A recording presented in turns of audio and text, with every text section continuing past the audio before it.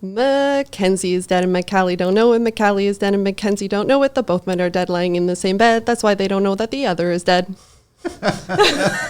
That's really good. That's really good. Thank you. He had like There's more to it, no, isn't there? Yeah, it seems short. No, okay, there's Depends like... on how many beers are being... Yes, and there's like 3 or 4 parts to it, and there's something about a 3-legged table and a goose to hatch, and I couldn't, and my dad just can't remember it. So, but I got that part out, and I remembered that from him telling me that when I was like 5 years old. That's really cute. Oh, all right. Well, welcome back, Agnes. This is like your third time back. Third time. I think it's third time, yeah. But we have a newbie now, so Leanne's here. Yeah. Thanks for having me. Design theory, right? Yeah. And we kind of maybe met, didn't meet, possibly. Know each other's businesses. That's basically it. I think followed along, listened to the podcast. Yeah. She's an avid listener. Avid listener. Really? Eh? Yeah. So yeah, I apologize for all the profanity that's been going on. Oh, that's all right. That's all right. I listen past those things and get to the good stuff, the content. I'm curious, can you tell me which shows kind of stand out for you? Well, you're putting me on the spot. I don't know about one in particular. I think there was one. Listen, I don't even know all of them. Look, being on a construction site, dealing with the interior design side of things, it's interesting to hear how designers are interpreted on a job site. So anytime there's a conversation, good or bad, about the designer's role, and some things I really fight back about in my own head and scream back at the podcast for. Those are the episodes that I like to hear. I like to hear how a designer is represented from another perspective. I just want to let everybody know that I've consciously been reaching out to yourselves and also other designers that come on the show. Yeah. You guys are a shy bunch. You're like framers. You don't want to be on the mic. Look, it's always an excuse. We're a busy bunch. Everybody in construction I is know. busy. I'm fortunate enough to get like deck builders on this show, and it's deck building season right now. So if I can get them on this show in May, I can get designers. And I think designers sometimes are afraid to be put on the spot. What's the concern? You might don't say know. something wrong or something? No, I think we're very aware of the fact that people think that we come in and think we own job sites and bill for every hour that we do, and that every moment we step on is accounted for. Oh, you haven't spoken to electricians then. It's so far from the truth that we're misrepresented. That's why I want to get more of you on the show. Well, we'll come back and do a full design theory. I would love to do a design roundtable. We'll have 4 different designers on the show. That'd be amazing. That'd be amazing. That'd be amazing. That'd be an amazing conversation. Yeah. Yeah, because then you can get that perspective of what it's like working from that side of it, trying to make all the pieces fit. All the tradespeople will listen to that one. Yeah, I'm sure they would. And I think it wouldn't actually hurt to have designers and trades together. Or designers and, well, it might be too many conversations, too many chefs in the kitchen. I'd have to put sharp objects out of the way. It would be a long episode. Everybody being like in padded suits or something just in case. But it's a great idea. Trust me, I would love to do that. Yeah. But we take advantage of it, like when Build or any of those kind of associations have that type of then you thing. guys can talk to. We sit with other contractors, designers and contractors together and air out our issues. And it's successful. Yeah, and I think also letting people know what the process is for designers, because I think there's this conception of, well, it's just fluffy. Like there's a lot of fluffy stuff. It's like, well, no, designers know building code. They know how things work. They know the constructability of a site or a project. Well, they should. And, then there's the coordination component and the budgeting and the scheduling. Like they're pretty all encompassing. Some poor ones make us look bad to the rest of. But that's construction in general, right? Or that's actually any industry in general, right? Any industry, yeah. It's fine. But let's get on with the show. So welcome back and hello. Thank you. Hello. Welcome to Construction Life. So let me give out the deets right here. So Agnes is back from NextGen Women, and you guys are starting. This is a new thing that you guys are starting, or as of December 2022, NextGen Women launched. Yeah. Okay. So then now you've got nextgen-women.com, and then nextgenprofessional.com, and then your email is agnes@nextgenprofessional.com, and then on Instagram to find the NextGen Women is ngwomen. Yeah. On Instagram, but then you have your own, which is NextGen Jobs. Yeah, and that's the recruitment firm that I own. Yeah. But we're going to talk about women in construction, and we're going to get into that whole world. And then Leanne's here. I don't try with last names. Tamaro. That's it, Tamaro, right?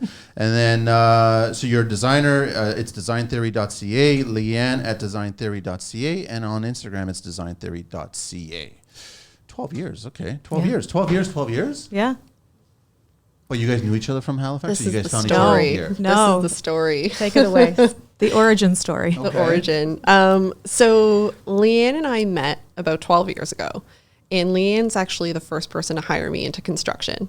So I think it was your first job or around your first job in construction as well. One of my first jobs out of design school at a large firm in the city, and I was working in the project management side of things. Yeah. And so I was tasked with recruiting other project coordinators and people to come in and help run that side of the business. Yeah. And you had no idea that both of you were from the East Coast? No. Oh, no, not at the time. Not at the time, No. right. It was a proper interview, very formalized interview, big boardroom that was gorgeous. I was super intimidated, but we had a great connection at the interview, and I think it was like 2 weeks later, I was working for you. Yeah. Well, it wasn't for me, but it was in that department. Yeah. But I worked closely with Leanne for about 3 or 4 years. But you were making the decision, yay or nay, if this person's going to be coming in, and you were probably interviewing a bunch of people. Yeah, I was interviewing a few people with another person in the firm, and we just kind of,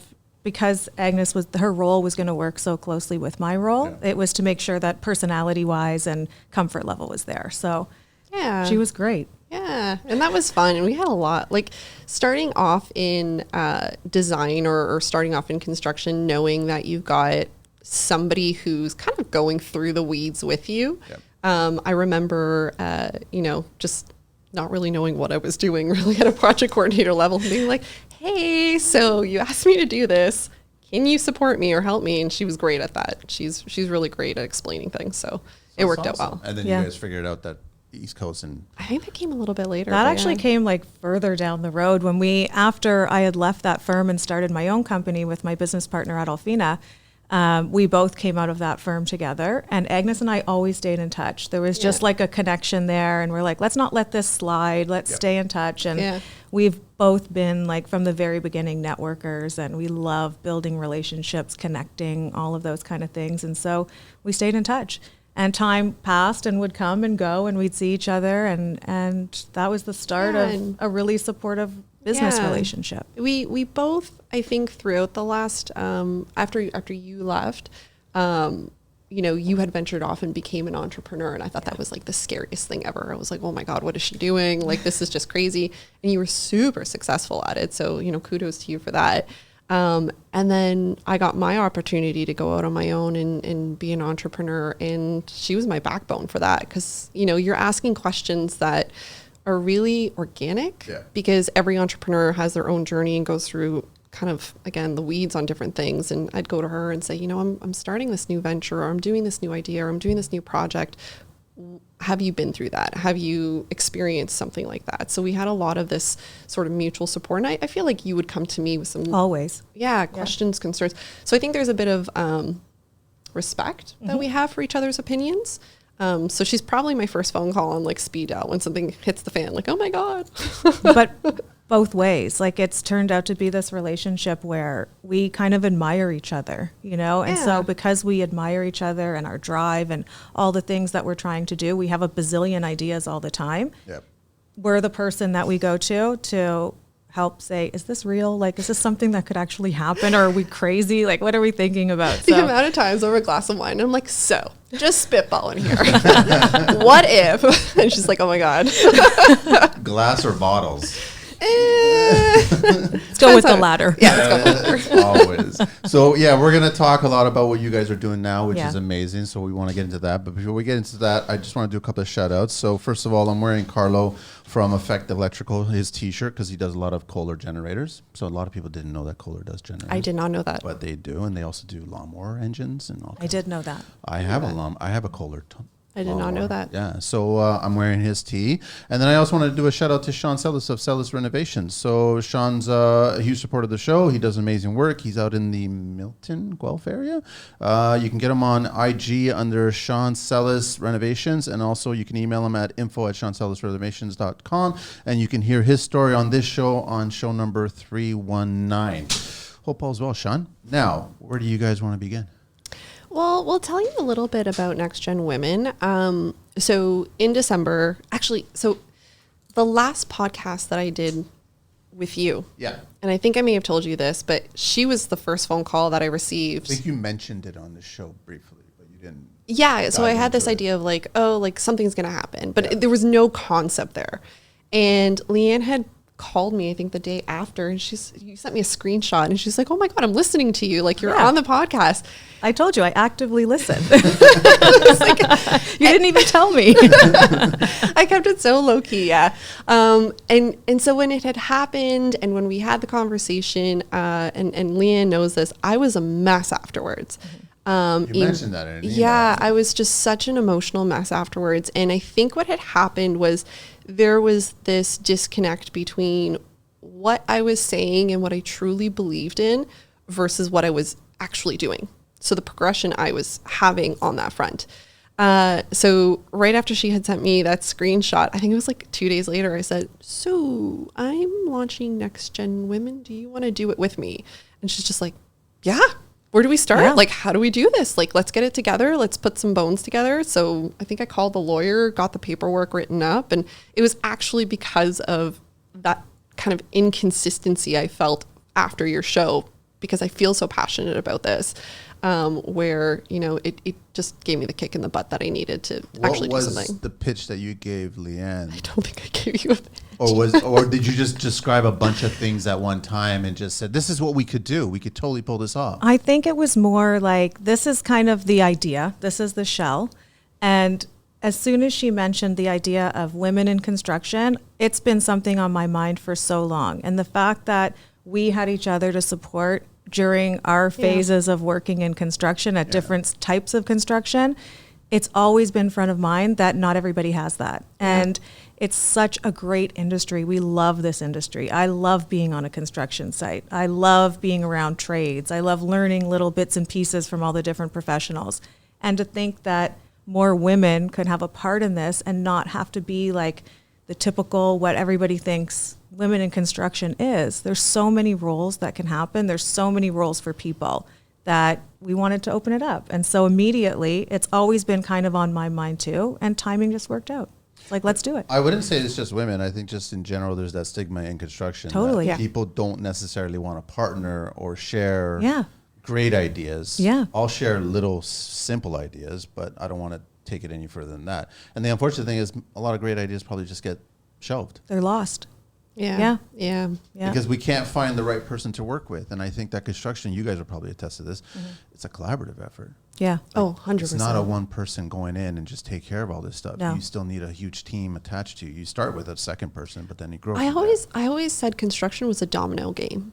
there. Yeah, if you have one person who just falls out of line, it's like everything can go off kilter. Not that it always does, or it could. It's just, it is definitely a very precarious, different consultants, different people collaborating in a general direction. But should one peg kind of fall out, it could definitely mess up the rest of it. So it's definitely collaborative. Or move in the wrong direction. Or move in the wrong direction. And the yeah. synergies behind it. Yes. Like, you know, on a job site, if you don't have the right team in place, if one person is off, it ruins the whole project for everybody. Yeah. The energy's gone. We've been There's there. a stress. We've seen jobs Yeah. go perfect. Yeah. And you're like, wow, that was like a long job, a hard job, but we accomplished it. Yeah. But we've also had the nightmares too, where it's like, why is this just dragging on? Yeah. So And it's true. it's It's you very, know, very if you true. don't have that synergy and if you don't set kind of the direction at the beginning of the project, that's the key. Yeah, and I think, like, kind of going back to when we started, maybe one of the pitches, I not that it was a pitch, but through the recruitment efforts that we've been building at NextGen Professional, I have a network. And I've consistently come across women who've said, look, like, how can we help you? How can we, you know, bring initiatives forward? Is there women's groups out there, which there are? And, you know, I think I kind of thought a little bit about how do I utilize an existing network that has just been sitting dormant and just get people together. Yeah. And I kind of printed this out a little bit, but this is our board, and the women are stacked. Like, they've just got amazing credentials behind them, and all of these women come from construction. So Rima, she's our treasurer. She's a design manager at Gensler, which is one of the largest, I think, international firms. Okay. So she does, I believe, commercial design there. Anissa Youssef, she's the Director of Governance and Policy. She is the Canadian Human Resources Director at Multiplex Constructors, again, international construction firm. She's super supportive on that front with, not just hiring, but policies that corporations need to put in place. Marla Baker, Director of Partnerships. Marla is a dear friend of both of ours. So we've known her for 10 years, 11 years. 15 years for me. you. Yeah, yeah. She's awesome. She comes with this little black book of contacts throughout the entire construction industry. Architects, designers, suppliers, vendors. Yeah. She knows all of them. She knows all of them. Yeah, she knows this industry inside out. Jennifer Cordes, executive assistant. She runs a ton of events. She's done a ton of events. She works closely with me. So she's going to be kind of very much hands-on in terms of organizing the events because of just how much time that takes to coordinate. We have Marina. I'm not going to pronounce her last name. Director of Education. Marina was, I believe, a VP of a general contracting firm, and she grew her way up from an architectural technologist. So she's ran small firms, big firms. She's currently, I think, on a sabbatical, just looking after her son, and she's getting back into the market. But she is a firecracker right now with us, running our different programs that we'll get into because she has the time right now to do it. So she's just like leaning right into it. And then we have Shauna McKenzie Onita, which if you go onto the NextGen professional YouTube site. Yeah, you mentioned her last time. She is a just vault of information regarding government subsidies, grants, programs, free programs, paid programs. She works with job seekers. She's got multiple career events that we could probably work with and collaborate with. And she's an incredibly collaborative individual. I've known her for about 5 or 6 years now, I think, as well. So beyond a board of women that are just so accomplished, but at the same time they know our industry. Like this is like, so even Shauna, she's the director of I think it's the trade-based portion of Career Foundations. So she manages the whole trade department. Okay. So I can give you her information afterwards. Yeah, no, for sure. And these are people that we'd love to have on the show as well, too. So I can only sense that after you pitched it to Leanne, that as you were still, not pitching, but as you were describing what you were planning, the reaction was the same. And it was, they were contributing to the reaction of being the same. Yeah. So it was just growing from that point. Yeah. And everybody we've approached is so interested in being a part of it. Yeah. So it was not hard to put this board together. We had kind of an idea of the structure, but to actually find the people, it was so easy. Yeah, we definitely wanted to look at the different, like you have experience working for other boards. And so I had leaned heavily on Leanne for that, saying, you know what, I've never run a board before. We've never run a board before. What does that even look like? What does the paperwork look like? And she said, well, these are the positions you're going to have to fill out. And we really thought about what that would look like long term. So the people that we put into place and that we approached were very specific to where we thought that their strengths would be. Yeah. Have you guys started talking to the government side of things?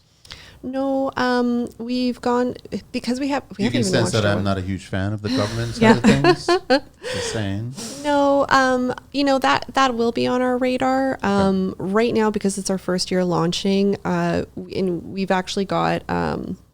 And I brought it with us, and I can send it over to you later on. But we have quarterly goals. Okay. So is there information that you're sharing there that we can actually go to the website? Is it on or not yet? Okay, the website is almost done. Okay, all right, no. We really want it to be kind of perfect before it no, gets it's fine because I just want to share it other than you just describing it because if anybody wants, but eventually they can go to the website and get all this information. Yeah. We will have our quarterly goals on the website, and I believe in putting our goals up there because I think it'll hold us accountable. Yes. If people can see, and we've been plugging through. I mean, it's everyone's got a full-time job, and they're all volunteers on this board, but we are all plugging through. We have regular meetings and initiatives that we're going to be pushing forward. And Q1 was definitely more of a startup. Like we had to elect the board, we had to research collaborators to work with, scheduling. So it was very much like, let's get this started up. Now we're into phase 2, and phase 2, I believe, was our mentorship program rollout. Yeah. The second. Yeah. So you can, if you want to talk a little bit about the mentorship No, well, program. mentorship is going to be a big part of what we're doing. So there's a couple of key pieces. You know, there's a lot of women's groups out there. There's a lot of industry associations, and we don't really want to operate in such a way as, you know, you're a member, you pay your member fees, and you come to an event here and there. We want it to be something that people use as a true resource. Yeah. So our website is being set up a lot less as an association website and more of a resource library. So we want to become the place that people feel comfortable coming to ask questions, to find information, whether it's they're in a job but they want to start their own business as a plumber, and they can go in and find out these are the steps I have to take. We provide all of the resources, but then also from a government perspective, we can provide them all the information on subsidies and anything that they need to have assistance in setting up a business. Yeah. So Imagine this. You're working on a construction project and accidentally damage a client's property. Without insurance, you could be held responsible for the repair costs. And what about unforeseen accidents that can happen on a job site? Construction projects come with their fair share of risks. If a third party gets injured, you could be facing medical expenses, legal fees, and even potential settlements. But with construction liability insurance, those expenses are covered, saving you from a significant financial burden. Every construction professional needs a margin of safety and a solid backup plan for when things go wrong. So if you're a general contractor, renovation expert, or a construction professional, don't leave your business vulnerable. Nail down the low-cost construction liability insurance you need and get a certificate of insurance quickly by getting a free quote now by visiting zensurance.com/save35. Zensurance is Canada's leading source for small business and construction liability insurance. with the mentorship program, aside from the resource library, the mentorship is going to be a really big part of this, where, again, this becomes a spot that people can come in, have somebody that they either talk to once, they talk to 5 times, they talk to for a year or a lifetime. And it's really based on everybody's individual needs, but it's all women who have been through things in construction. So you're not getting necessarily somebody who's been behind a desk in an office for the last 5 years. It's people who are actively in the roles that you're trying to achieve. They speak their language. Yeah. Yeah. So yeah. were you seeing, when you were kind of nurturing this idea of just trying to plant the seeds of it, were you seeing that there was disconnect going on, that there wasn't opportunity for a lot of people that were very interested in getting into construction, but they were being given roadblocks, or they were just like, Yeah. the So path wouldn't go any further than that? Yeah. Now you guys are creating a bigger path, right? yeah. And there's open doors attached to it. Yeah. So were you seeing all that all these women that were trying to get in and they were just getting, I guess, negatives? So I'm actually seeing a bit of a trend just through that 30,000 foot view on the market with the recruitment aspect. They're at the hiring level and at ownership. I've maybe come across one woman in my 11 years of doing this. Wow. One, maybe two. Two recently, two. At the hiring manager level, I have 80 to 90% male hiring managers. At management level, and then the numbers start to pick up for women and starting to pick up. Where I'm seeing a lot of women right now are at the project coordinator level. I see a lot of women in accounting departments that then move over into field management. Maybe they want to get away from the desk. I'm also seeing a lot more women exiting post-secondary education compared to men recently. So this brought a really interesting... More women are? More women are graduating post-secondary than men at this time. Yeah. Okay, all right. So what I'm finding interesting is there an area for NextGen Women, and this is going, forward in the future, but is there an area for NextGen Women, much to what Leanne was saying, to help support young women or, women who want to own a business? Because I think that's where the change is. I think if we can get more women into positions of hiring management and ownership, then they would incorporate more hiring practices that are diverse and inclusive of women. I agree. And that's not to say that men aren't hiring women. It's just, that's just the trend that I see. Yeah. Okay. Are you seeing the same thing?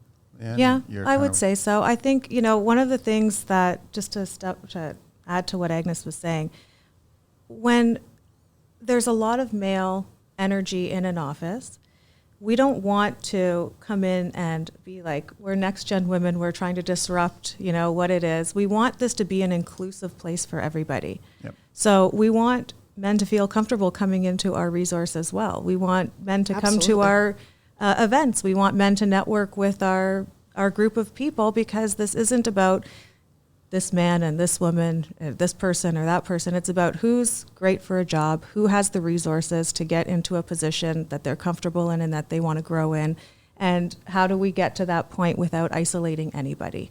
So I think, in having people in the higher levels of the hiring departments and things like that, whether it's male or female, I don't think that matters as much as us trying to get our mission out there to make people feel comfortable on all levels.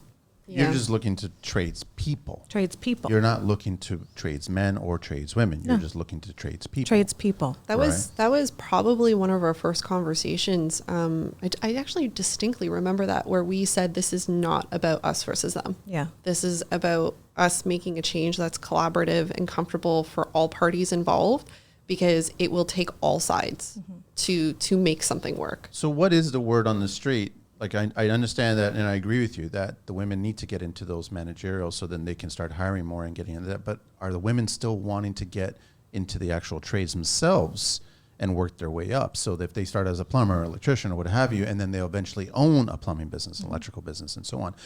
Is that what you guys are seeing? Absolutely. Yeah. And I think also in part of this with the mentorship and having representation of women in different parts of the industry is that we can then take it to the younger people and go into the schools and start showing them the opportunities from a real person perspective. It's not somebody who's saying you should go into this trade or you should go into that trade, or somebody who they can't even relate to going in. You can say, look, there's all these positions available for you.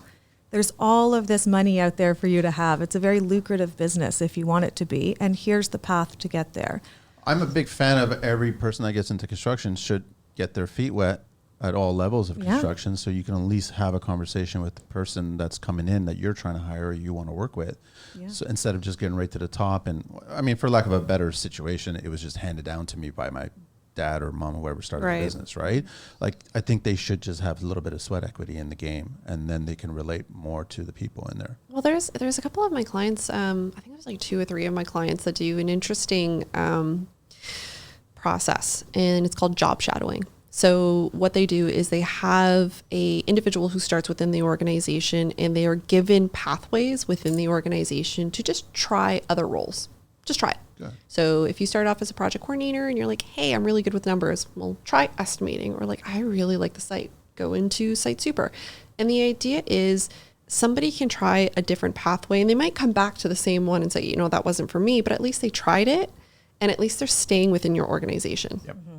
Right? Because it's hard to train people and get them up and running and onboarded, but as long as they're still with you, they've got that. And I was like, that's a really smart idea to keep people. But they're also feeling supported. Because somebody's in there saying, you can try this. We give you the permission to try this, instead of saying, I'm going to leave my job as a project coordinator and I'm going to go try something else in a completely different company and start not knowing anybody, unsupported. So to do that in one company is incredible, because you feel like, okay, I can give it a shot. Yeah. I can try. But if I need to pedal it back, I'm comfortable to pedal it back, and I'm not going to be penalized for that. You guys could probably tell me this more. I'm just assuming that there's more women leaving the industry because of these roadblocks, more than men leaving the industry. I've heard of my share of men who have tried to get into certain trades, and then they just didn't like it for whatever reason. They had the wrong mentor. You guys are trying to design the correct mentors to keep the path going. Yeah. But I'm assuming women are probably leaving more than men. And it goes back to the job shadowing. What if you had somebody who is there to rattle those ideas around in your head with? You know, sometimes you just need to vocalize what it is that you're looking for, or maybe it isn't that you want to switch your jobs. Maybe you're just uncomfortable with your manager. Like, who knows? Or it's just a case of you don't know what you don't know. You don't know that another career path exists. So to have, people exiting because they just don't have someone to bounce an idea off of or feel supported, that's exactly why we want the mentorship program in place. Because if a woman could call in and say, hey, this is a huge career change I'm thinking of, or this is a huge opportunity I'm thinking of, I need someone to talk to me about it. And they've just got somebody there to just be the sounding board. I think from the perspective of a woman to a woman speaking, and we've actually talked about bringing mentors on board that were male as well. We're not opposed to that. I do think a female mentor could potentially lend a very different perspective, though. We've had plenty of women that I could tick off mentor, Yeah. all of them. Like Yeah. there's so many women that are in the trades that would be great mentors. But maybe we don't lose as many people, as many women, as you were saying, or people. That's my Yeah. concern is I just see because the guys might just move to a different trade or they might just leave the industry altogether and not care and then go somewhere else or become the next TikToker. I don't know, Yeah. whatever Oh, it is, God. but I know. But I just see the women like not getting the support that you guys are designing, which is what I'm really Yeah. happy about, that you guys are giving more opportunity now. So then they wouldn't be looking at a door and going, oh, I'm going to leave now because Yeah. I'm not getting that support. Yeah. But yeah. and this is where partnership from the industry needs to happen too, Oh, where we for sure. need all the trades on board with us to say, you know what, we have this person we've come across. She's incredible. She's got this skill, but she wants to go here. Will you take her on? Will you show her the ropes? Let her come out a couple days a week and just shadow you. Let her be an intern. Let her see something Have so you that guys she can figured understand. a way to do that? Because the thing is that you get a lot of, I know there's, there's programs, there's all kinds of stuff, but I don't think the kids, male or female, are being prepared properly. Yeah. And Yeah. I've joked over and over, make the job site Yeah. school.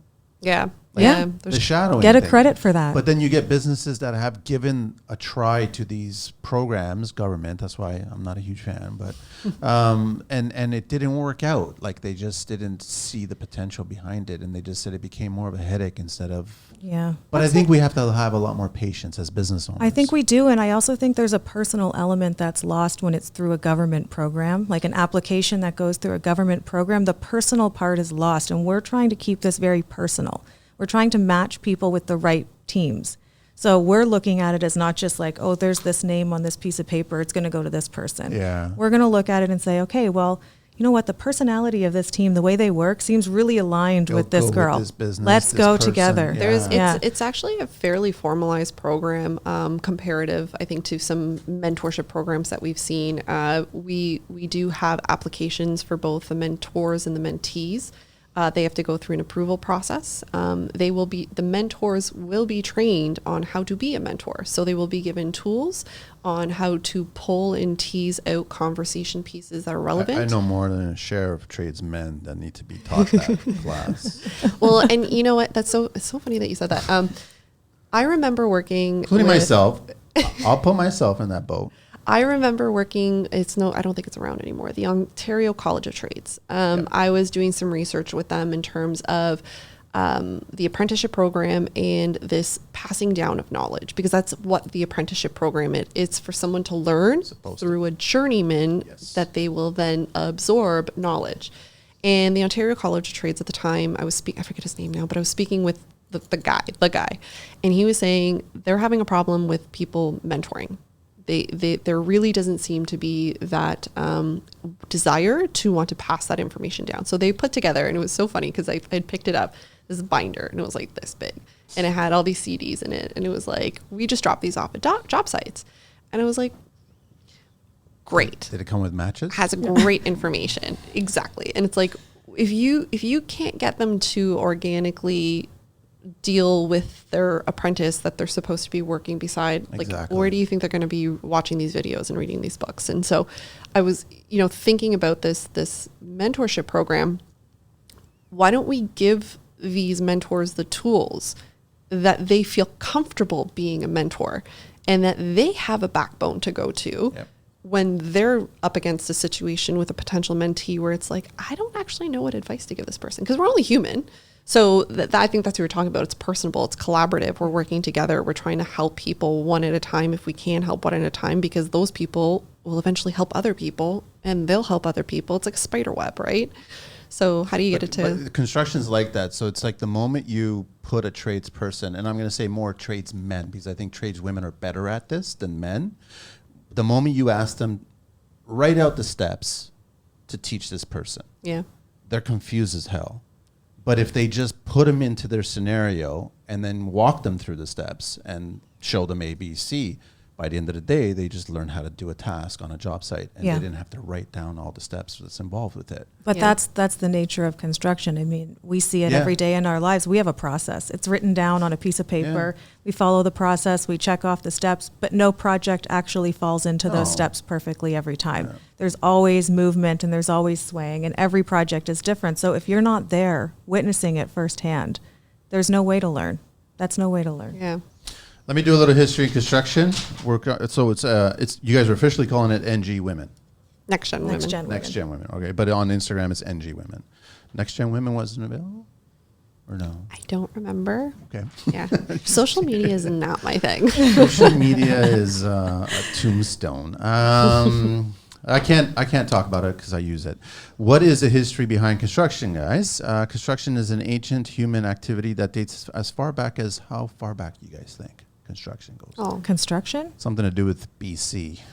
I was going to say like probably past or before the Egyptians. That's you would what I was think, going to say like- too. The 400 BC. It started from using constructed materials to produce shelters for regulating the effects of climates on humans. Soon, the advent of agricultural paved the way for various construction materials such as timber and animal skin. Who built the very first building? This is history and construction. And I never know these answers. I just looked them up. The oldest evidence of a house constructed comes from the famous Old Yupa Gorge, also called Old I knew that Diva. one. I knew that one. Yeah, You did? in Tanzania. The structure is around 1.8 million years old. Nobody knows exactly which proto-human species is responsible for the tools and houses found in that area, but that's where as far back. I'm sure. so what was it constructed out of?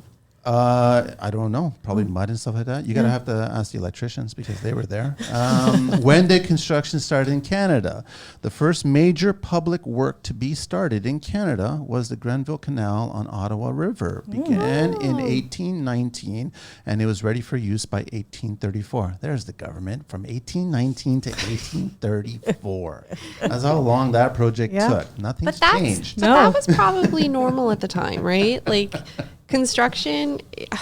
I think I said this last time when I was with you. We went to go see the Familia, the Gaudi building, the big. You know what I'm talking about? Sagria, the Familia Sagria, which is the big big. church that's being built. It is going to be finished in our lifetime. It wasn't supposed to. I know. But the advances of technology in construction have pushed the build date, like I think it was like 50 years in advance. And I'm like, that's so cool. That's so cool. We need it here in Toronto. Yeah, no kidding. I won't Bring get that started over. on Bring it that. either. So do you guys want to walk everybody through what you guys have done? Let's dive right into the whole program and everything. I'd love to hear more. So startup, as I was mentioning, mentorship program is about to get released pretty shortly. The website is almost done. We're just doing a landing page right now. We wanted it fairly comprehensive before we, launched it. And then for Q3, we've got the professional development, which is the continuing education and the resource library. This is a huge part of our pillar, if you will, one of our pillars. We have a number of events that we're going to be hosting, whether it's webinars, technical, personal events, in-person networking events, anything that is of relevant information, we will be recording and putting into the resource library. So that's one area where, so for instance, Shauna McKenzie, who I had mentioned, her and I were thinking about we're going to be running 3 webinars for job seekers. So how to build your resume appropriately, how to, vie for your, or negotiate for your promotion or negotiate for your job offer. We put out a post recently. We're also on, LinkedIn. So we have a NextGen Women LinkedIn corporate account. And, the Harvard Business Review came out with this, women don't negotiate quite as strongly as men on offers. And that was an area where Shauna and I were like, oh, we could help. Like we have the technical skills to help with that. So those will all be recorded webinars that will become part of our starting of this resource library. With Anissa, her background in human resources and policy building, she's going to be working with her team because we do like little mini project teams. So not everybody is in everyone else's business. And at the same time, you get a small project that is easy to chew and then roll out. So one of her projects that she's going to be working on is writing these policy for diversity and inclusion hiring practices. Multiplex is an incredible hiring partner. They hire individuals who are new to the country. They hire women. They hire men. Like, it just, for them, it is, do you have the skills that we're looking for? What don't you have? What can we train into you? And how do we support you through that process? And they are so successful at it. So and a model that we're hoping to provide in our resource library for corporate too. Okay. So that corporate can come in and have access to how other companies are doing things, how other companies are running in such strategic and strong ways that they can mimic those policies as well. What good things are we doing right now to attract more people to come into this country to construction? Or are we doing anything that's good? I know. I just recently heard that the Ministry of Labor, no, I don't actually know if it was the Ministry of Labor that did that. So I'm going to walk that back. I've heard that the Professional Engineering Board of Ontario has reworked some of the regulations. Yes. And I think you can pull it up, but I think what they reworked was that you do not, or they've cut back the amount of hours of Canadian experience. But is it enough? That's the question, right? Like, are these little subtle changes enough? And how do we put pressure on making them more? How do we get the word out that it needs to be more? It needs to be more, because there's such a demand for individuals in our industry, whether it's trade-based, whether it's, it doesn't matter what level. Why don't they just come into this country and shadow somebody that's already in this industry or that specific trade, or so I think, then just prove it. There's processes and procedures that have been put into place for God knows how long, and they have not shifted those processes and procedures to accommodate the boom that's happening. So it's backlogged, because I know the Professional Engineering Board, I had heard they were like 2 years behind on registering not only Canadian applications, but applications that were coming from overseas. I know Sharon over at Aredo, she was working on a new diversity and inclusion policy for individuals who were registering for Aredo, which is the interior designers professional association. And they did some phenomenal work. They are allowing people to apply overseas. So you don't have to come here yet. If you're not ready, you can send your application in. You can have someone kind of assigned to your profile. They work with core competencies that are transferable. And then anything you're missing, they ask you to work on those. So Ontario Building Code. Yes, work on your Ontario Building Code. Complete your Ontario Building Code. Show us you understand that, and then we'll check that box. So by the time the person comes over here, they will have the designations that they're required for certain positions. It's such a streamlined process. Some of the other boards just haven't caught up with that. You think it's because competition? This has been my fight from day one, that the whole purpose of this show was always about community and not competition. Right. But I could see that a lot of people that are established here already, in their narrow-mindedness, think that more and more people come into this industry it's going to take work away from me, but I think that's not the truth. No, I think that's an old-fashioned sentiment. It is. And I think that people like Agnes and I, this is a new generation of people who want to support that and who need to support that. We don't have enough time to take on projects, I know. Would you like to take this on?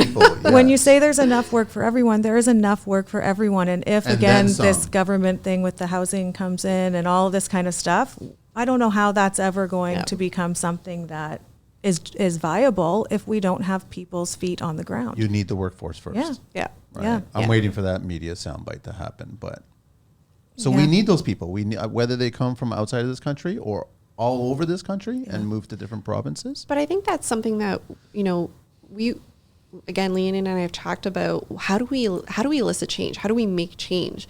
And part of it is this resource library. Going back to that is, how do we just get the mid-size, small-size organizations that don't have human resources? They don't have a designated administrator running policy paperwork and procedures, or educating them that, hey, there are these different avenues or places that you can go to for your hiring practices. So to have a resource library that we would, definitely be pitching over to mid and small size, because most larger size organizations have that personnel already in place, and saying, you don't have to do it from scratch. This is working for several other companies. Here's the success rate.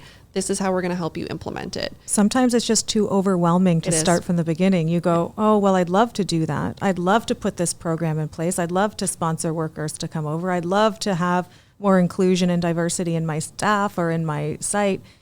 But I don't even know where to start, and I'm too tired at the end of the day to figure out how to do it. Work. Yeah. You know, like there's not the tap of the button isn't there, and people are so tired at the end of a workday and tired on a weekend and want to take time to themselves. They want to read 140 characters and not a big, massive article where the government documentation becomes so jarring and so hard to navigate that they give up.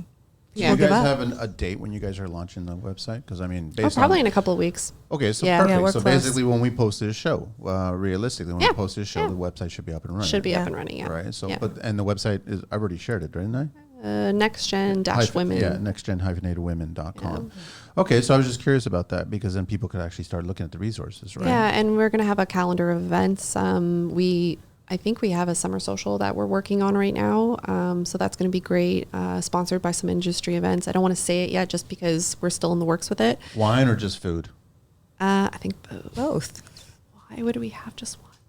Need to have food too. Why would you just have wine? I don't know why. It needs to come with a pairing. At least some cheese. Yeah. September, we're going to be launching a stylist event. So we're going to be inviting women to come to Multiplex's office, which is just across the street from Union.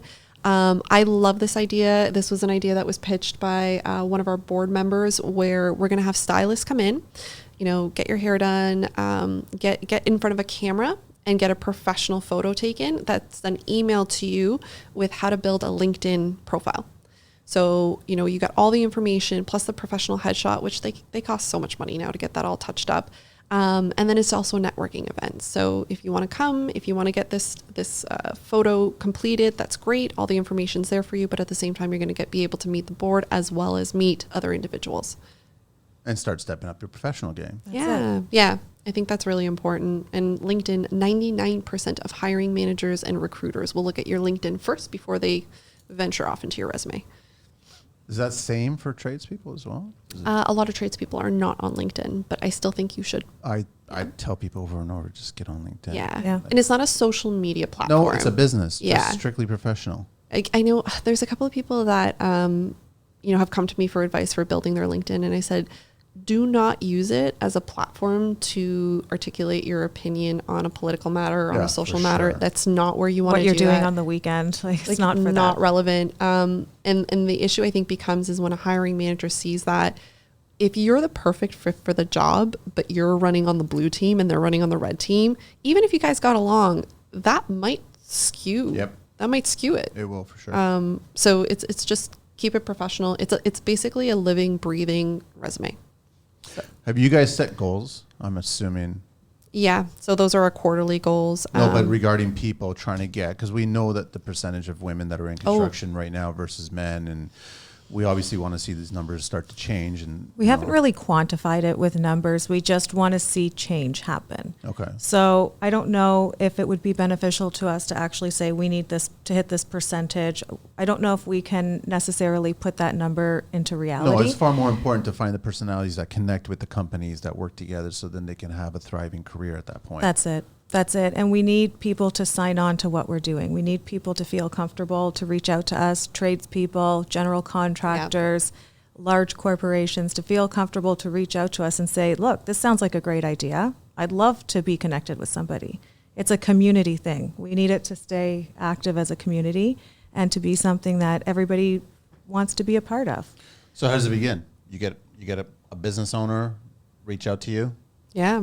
Put on a list, be a part of it. Yeah. And then you guys will start sending them information and they'll start putting this together. Yeah. We have, Leanne's been working with Marla on our team, to put together comprehensive sponsorship packages. If someone wants to join up as a corporate partner, they can sign up for that. And what's really important for us is not just working on your organization through NextGen Women and having that support, but also giving back to the community. Mm-hmm. So, one of my ideas or one of our ideas that we were thinking of is if someone corporate partners with us, what if part of that that partnership package has open seats to the public, and we have women who maybe can't, pay the annual rate, but then these corporate sponsors have 5 open seats that we go through our list and we give it to those women as well. Yeah. I love that because it means that everyone's going to have a piece.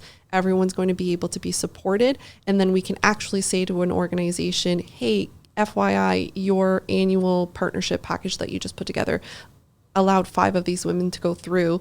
Those 5 women, 3 now own a business. 2 are now, how much of a success story could that be? It's great. Yeah. And then they can share it to their business, right? Absolutely. Yeah. And share it online as well. Yeah. And then other people would jump on board. That's it. Yeah. And the other thing that we feel strongly about is, and you had mentioned this earlier, is no competition, collaboration.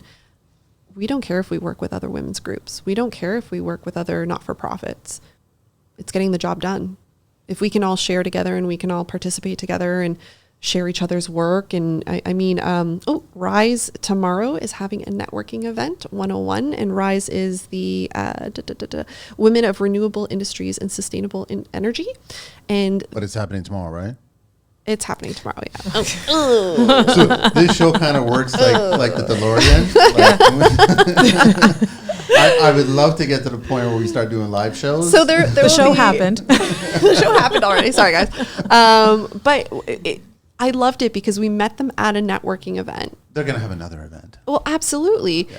And then we found out that there was this Women in Sustainable Renewable Energy, and Alexis, who's messaged back and forth with us, she's just like, how do we get more of this out there? It's funny how I was introduced to one trade show and they said, listen, just go to this website, go to this page, and all of a sudden hundreds of companies came up that were associated with the concrete industry. And I was like, why do I not know any of this? Yeah.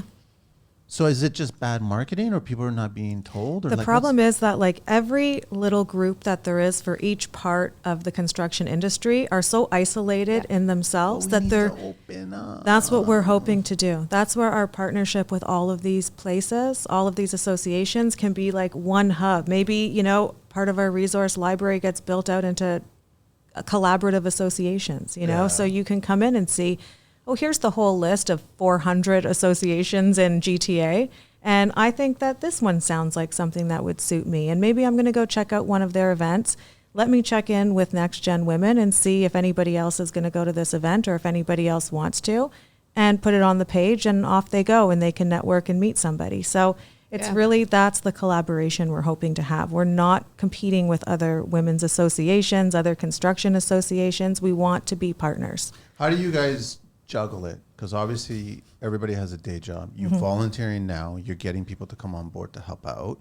And then we try to spread the word that we can, right? Yeah. And you guys are more than welcome to come back anytime and bring more the merrier. And we'll keep on talking about it and keep on pushing it out there. But everybody has no time. Yeah. And so I'd love all the networking ideas and getting people out there. But the thing is, now they have to make time to go to these things. Yeah. Yeah. I think the art of networking, just with the last couple of years, we need to push people back out there.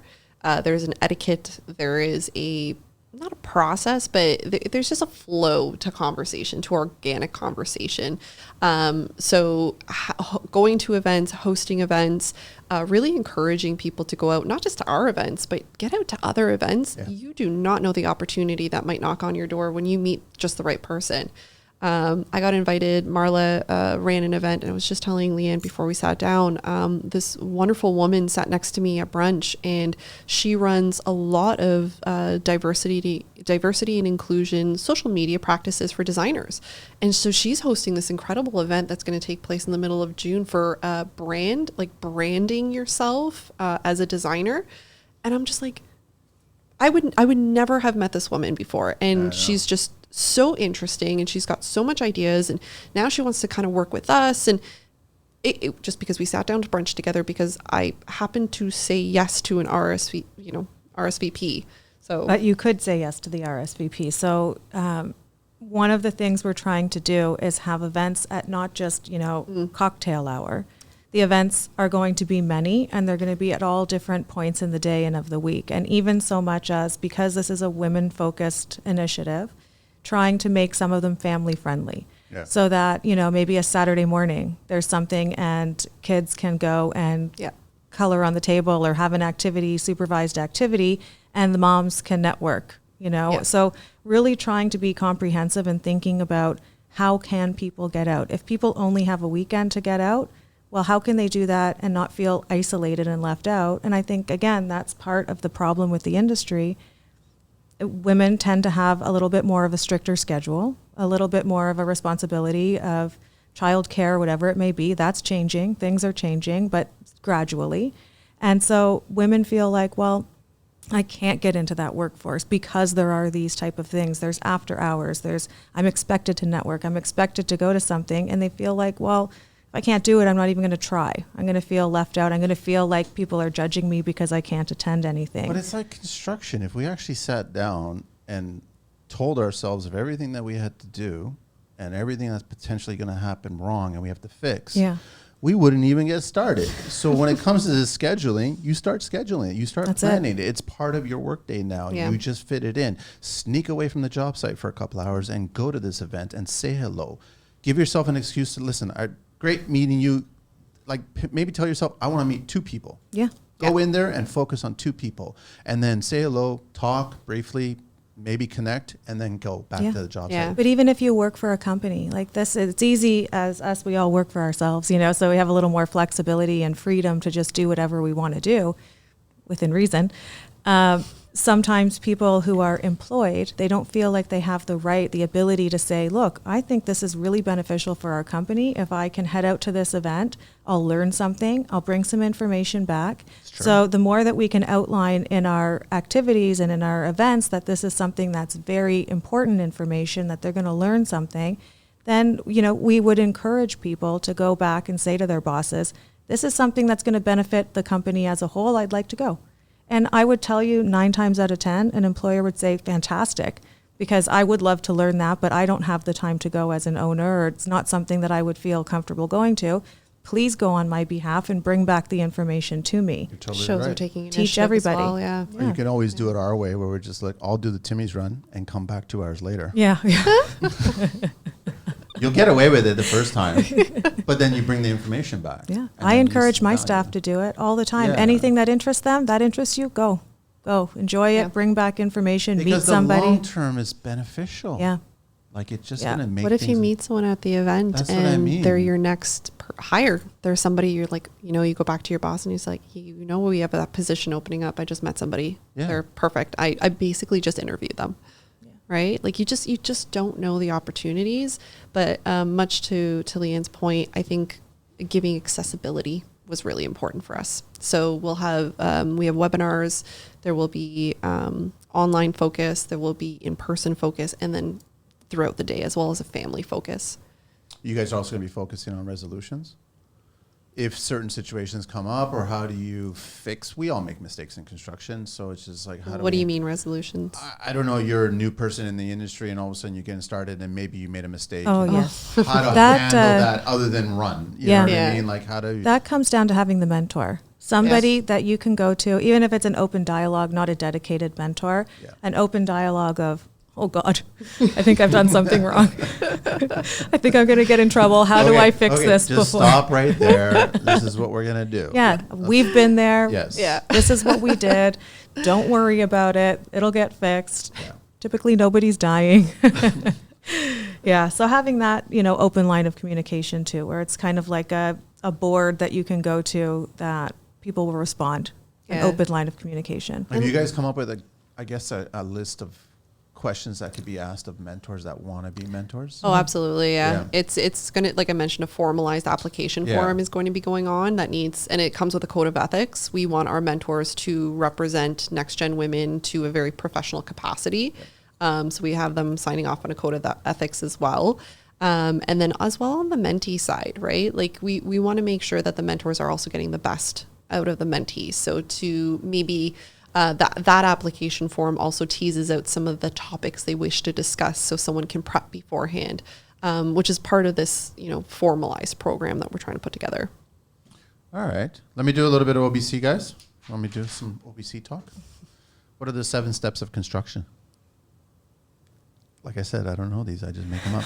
Here's the process. Step 1 is design. During this phase, the client places a project for bidding. Step 2 is pre-construction. Step 3 is procurement. Step 4 is construction. Step 5 is commissioning. Step 6 is owner occupancy. Step 7 is project closeout. What are the deficiencies go in that one? Yeah, where are deficiencies? Where's maintenance? There is no deficiency. Everything works perfectly. Overages, changes. Yeah.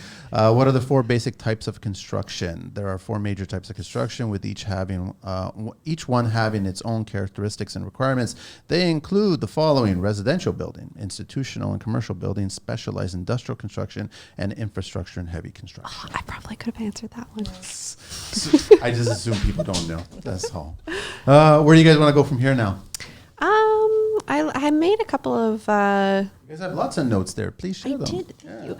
One of the notes that I was putting up is we're actually working right now. I think it's almost done. Anissa just emailed me today. We're working on a master post-secondary and affiliation school list. So it's going to have all the post-secondary people to contact, whether it's profs, department leads. It's not Retirees. Students. Yeah, retirees. Yeah. It would be on. There's a group there that want to still share. Oh, amazing! Then and would probably be fantastic. Yeah. Mentors. Yeah. That's actually a really good idea. Write that one down. Yeah. I have a few gems. Thank you. I have a few gems. I want to get them on the show. Yeah. Because they have a world of knowledge. They have so much information to give. Right. So and they're not competitive because they're already stepped out. They're just afraid of cameras and mics. Yeah, that's fair enough. So, I think that was basically it. We're still working through the process. The website's going to come up. We're trying to get more and more women to join us on our LinkedIn corporate platform, because that's right now where we're running a lot of the social media, as well as the NG Women. Leanne and I are still learning. I mean, we're forcing ourselves to go to other events to learn, what other individuals or what other associations are doing as well, because we want our association to be best practices. So we've been doing a lot of running around on that end. We're actually heading to one this week. So we joined an association called the Women's Executive Network. So it's executive women and entrepreneurs, so outside of the construction industry, but we want to take inspiration from other industries and not just our own, because we know our industry. Yeah. And so they're hosting a really great event this week on Thursday, where it's a full diversity and inclusion seminar and an awards gala for some women who are being recognized, and big corporate sponsors. So we're looking to see kind of how their events are run, what they're doing, what their conversations are, and what people are interested in, and try to get, outside of the industry as well. We want to expand past. Other industries are making milestones in diversity inclusion practices. Yeah. We are obviously behind. So that was part of our, let's go to this event, let's learn what other industries are doing, and let's bring it back. So we keep doing a lot of the legwork on that. Are you guys ready? If someone's listening to this 2 weeks from now, whenever we post it, are you guys ready to find someone and connect somebody and put some in, or we still have to go through the whole procedure?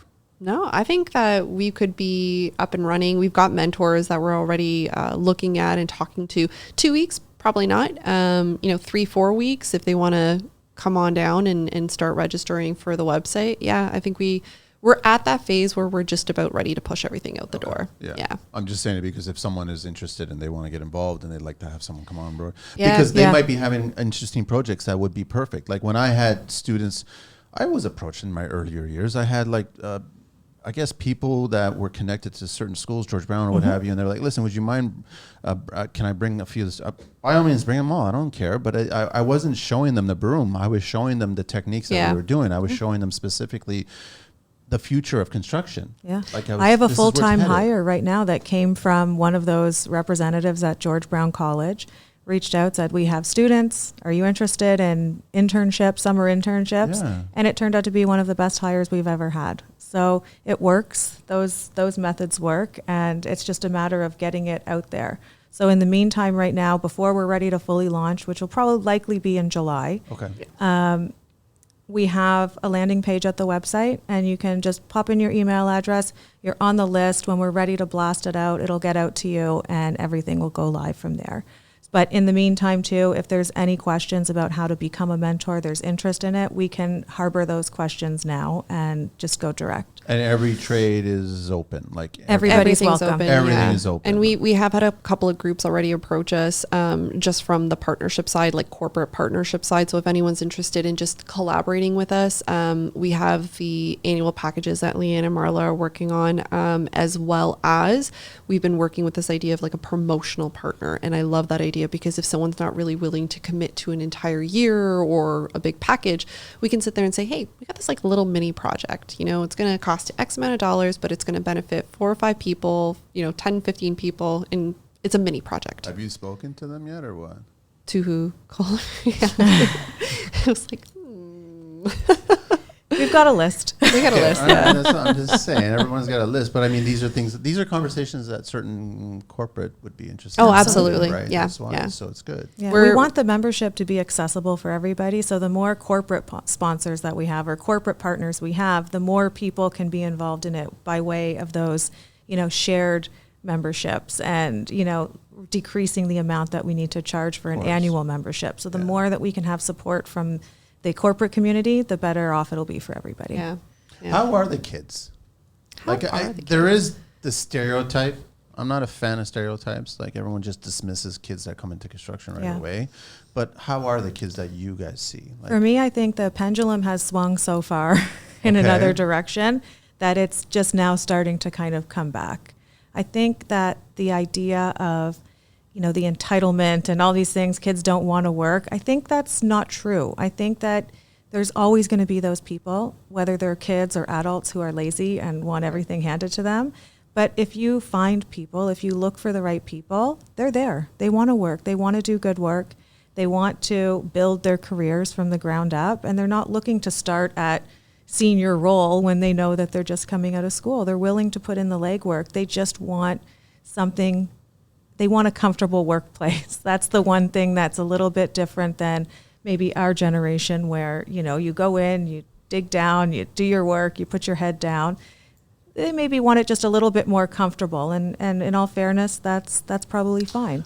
I'll use a different word. And it's like, I don't pick fights on this show. I'm just saying that I think people in construction, if you get into construction because you want to be challenged. Yes. And this is why I'm not a fan of government. Government doesn't challenge Canada. We don't build as a leader where we have the potential to build as a leader. When you do that, you attract people that want to be challenged to be a part of that building process. 100%. That's what I see. When you guys are talking, that's what I'm seeing. I'm seeing you guys attract people wanting to come into the construction because they're being challenged and they're excited about. There's no better feeling than having a crew or a team working on a project and the objectives are challenging and they're first time, they're custom, and they're like, we pulled it off. Yeah. Like, we couldn't, there was no way. Like I joked all the time. Sure, I always said that I can move the CN Tower, time and money, and I'll totally pull it off. It's a challenge, right? Yeah. So I don't think it's so much the comfort as much as you want this generation to come into this construction industry in Canada to be challenged. Yeah. So I totally agree with you, and I totally agree with you. It's the disconnect between how the companies are showcasing the industry. We're back to the stigma versus the generation that either doesn't know that these are lucrative, challenging positions, but once they get into the industry, is it not the employer or the company's responsibility to keep them engaged? Yes, it is. And I think that's part of what we would like to do as well is, create these atmospheres where you're now working with a whole generation of individuals who probably think different than you do, use different technology than you do, have an awareness of themselves, of work-life balance is huge. They're just different than you. So let's not complain about it. It's here, it's happening, and let's just figure out how to work with these individuals. Right. Let's use it. New type of problem Lean solving. into it. Yeah. Lean into it. Yeah. I remember I had this conversation, it was like going back 6-7 years ago. And this is just going to showcase the conversation between an older gentleman, and he starts going off about millennials. This is a couple of years ago, and starts going off. And I'm like, well, I'm going to stop you there. I am a millennial. And I can tell you I'm very hardworking. And I can tell you, and I just kind of went off. And I said, if you are having a hiring problems and millennials are the candidate pool that you need to go to, would it not behoove you to not complain about them, but talk to them? What do they want? How can you take this pool of candidates that is the only way you're going to get through your business problems and figure out what they want, how they want it done, and then just change your practices. You don't have to do the same practices over and over if they're no longer working for you. That's just insanity. We had this whole conversation on a board meeting about the mentorship program and how ultimately at the end of the day, the mentor is likely going to be elder, than the mentee. Just the way things are, that's likely going to be that age gap. But I think that what the mentors are going to realize is they have a whole lot to learn from a younger generation. For sure. That there is just so much knowledge and information and vision and insight and accessibility to the rest of the world that an older generation doesn't necessarily have, because they're not so savvy on the phones, or they're not reading articles from Australia on the future of design or whatever it might be. So I think it's going to be a funny thing to learn about this mentorship program and see, like, after the first year is over and regroup on it and talk to the mentors. I think it's going to be like a win-win situation for a lot of these people. Yeah. Because we hope that everybody who's involved in it is open-minded and willing to not just teach, but also take in and learn. Absolutely. Yeah. Well, it's communication. I think the mentors that are going to jump on board, they're going to start to realize that their communication skills are going to dramatically increase. Yeah. Like they're going to be able to just communicate with their team, their clients, their suppliers, because they're speaking to somebody that's trying to figure out how to problem solve new ideas, right? Yeah. Construction is about bringing new tech into the industry. Always. And the old people don't necessarily know everything about the old tech, right? So you got to embrace that as well. Totally. Yeah. I think there was an incredible push of technology into the construction space over the last, 20 years. In just looking at it, I wonder if technology will continue to be so aggressive in our space because of the shortages that we're experiencing. And who do you think's creating all these new innovative thought processes? The younger generation. The younger generation that's thinking of these, crazy ideas that are working. Like, we're printing houses now. And again, I don't know who did that, so I'm just kind of making an assumption here. But they are, though. Well, or that great floor plan walkthrough now that you go into a warehouse and you walk through the realistic to scale floor plan of your home. It's incredible. That's where I go back to Canada could be leading in this, right? We could be doing so much and attracting so many more people to come into construction for it, right? I think in my mind, I was like, if you could take a marketing campaign and just make it about the lifestyle you can have if you come into the construction industry. Like the money in your pocket, the debt you probably don't have, and I'm like, the home you own, the cars, the whole thing. Like how, and I remember in Calgary, I was talking to this guy from the building show, I forget his name, James, and he was saying, like, look what the electricians are doing. And he showed me this website, and it was a guy welding. He was an electrician, but he was welding, and he was kind of working on some panels or whatever the case was. And it was like super hard work. And then it showed him snowboarding on the Rockies. And I'm like, oh, that got me, right? Like, yeah, that would be an amazing lifestyle, because he goes home at 5:00 and then he just heads off to the hills. Yeah. I think it's that stigma. I think that I think the younger generation is going to sell it to the older generation, explaining to them that you can actually have a life outside of your construction life. Yeah.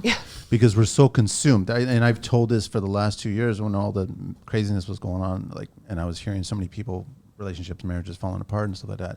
Don't ever forget your personal life. Make time. It doesn't matter. Like, the job is there, the work is there, the passion's there, but don't forget the personal. Yeah.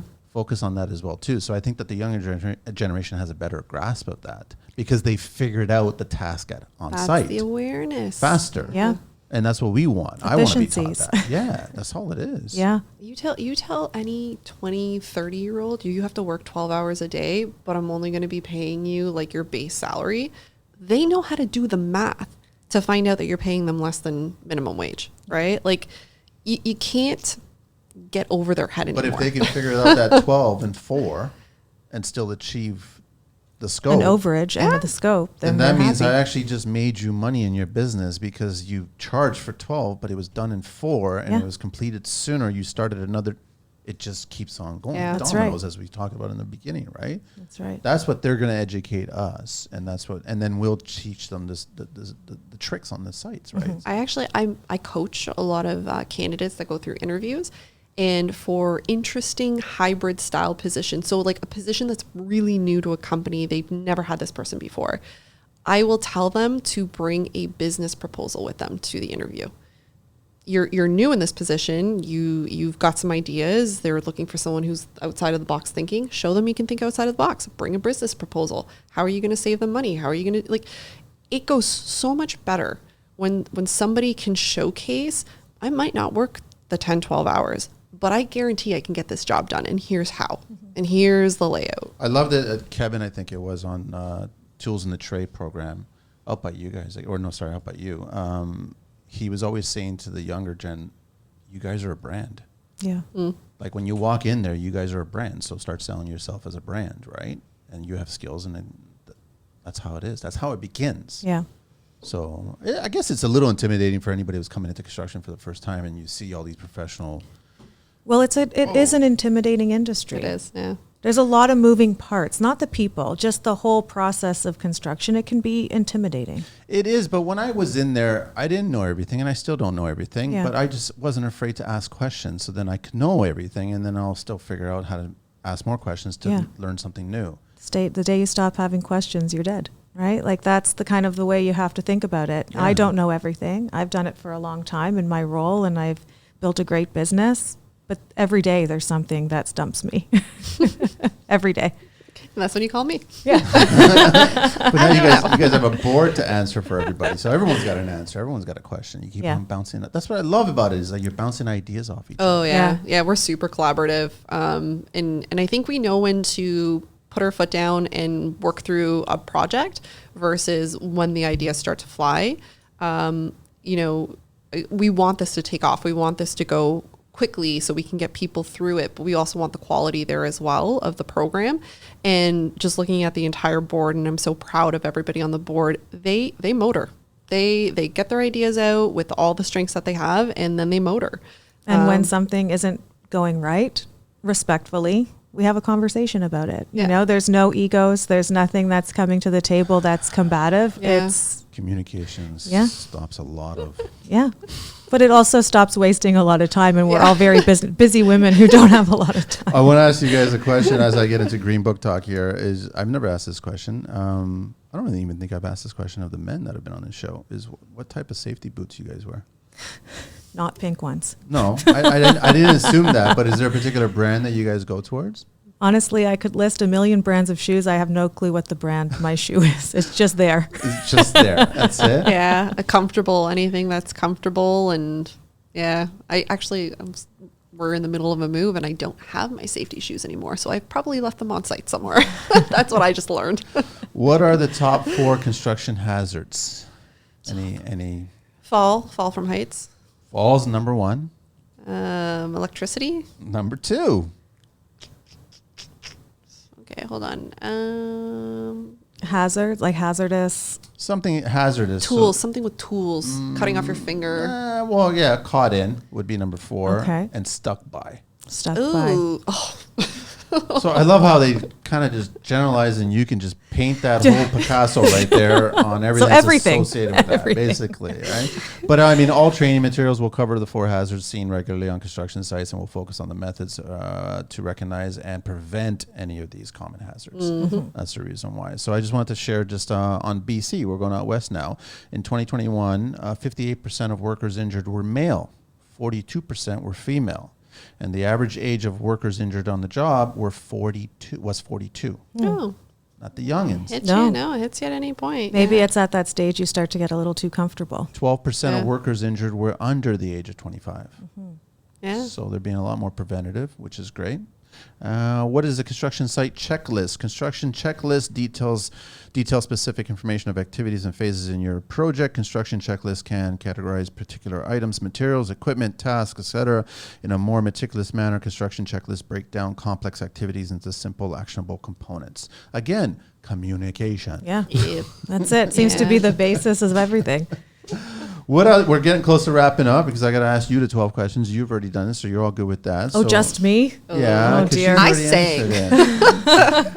So yeah, we've got Agnes here from NextGen Women Professional, and also nextgen-women.com, nextgenprofessional.com, and Agnes at nextgenprofessional.com. And then on Instagram, it's NG Women, and the other one is NextGen Jobs. And then we have Leanne here. You're also part of NextGen Women, and your own is www.designtheory.ca, and Leanne at designtheory.ca, and on Instagram, it's designtheory.ca. Yes. What do you guys want to wrap things up before I get into the 12 questions? Well, I think just to echo what we said before, like we encourage everyone to sign up, even though we're not fully launched yet. Sign up. Sign up. Get the information. When we're ready to go, you'll be first to it. And we just, again, want to repeat that we welcome everybody. Yes. Everybody's a part of this group. It's not just for one group or another. And we want to really encourage everyone to feel comfortable to reach out to us. We've got many, many people that anyone can talk to. And whether it's a trade that's interested in an internship, or somebody who's interested in mentoring, or just interested in being a part of the cause, we're accepting everyone. Awesome. Yeah. Cool. Ready? Okay. Did you see this list or no? You seem so nervous. No. That's just I'm not on the spot. It's not right or wrong, and it's not technical. It's all fun. You'll know right off the start. What's your favorite construction word? Substantial completion. What's your least favorite construction word? Deficiency. Yeah, we'll go with deficiency or change orders. What turns you on in construction? Well, I'll go back to what I said at the beginning, synergies. So a synergy between, from my experience, architect, contractor, designer, client. Team. Yeah. What turns you off in construction? Messy job site. Dangerous too, Dangerous. by the way. Yeah. We haven't been cursing, so we could skip that one. Or unless you guys want to volunteer. What is it? What's your favorite curse word? I would say my go-to is just probably God damn it. What's your favorite vehicle? Anything in the world? Well, I love my car. I know. I like your car. A Range Rover or a Panamera. I like that one too. What's your least favorite vehicle? Any of those electric cars that look like the shape of a June bug. So like the new, all the electric cars that are trying to be SUVs and they're very rounded, like the Tesla SUV with the doors that go up on the side. I don't like that either. Yeah. It looks like a June bug. Tesla. Yeah. It's like they round out all the electric. I know exactly. It's not what you're just the talking about. Tesla They though. don't It's a look good. lot of the like crossover looking electric cars. They look like June bugs. What construction sound or noise do you love? Well, I'm very sensitive to sound, so I would say I probably don't love a lot of sounds. Nothing. Maybe I like scent. I like the smell of wood being cut on a job site, so I could switch senses. We've had people say we love the sound of silence on a job site. Okay, that's good. What construction sound or noise do you hate?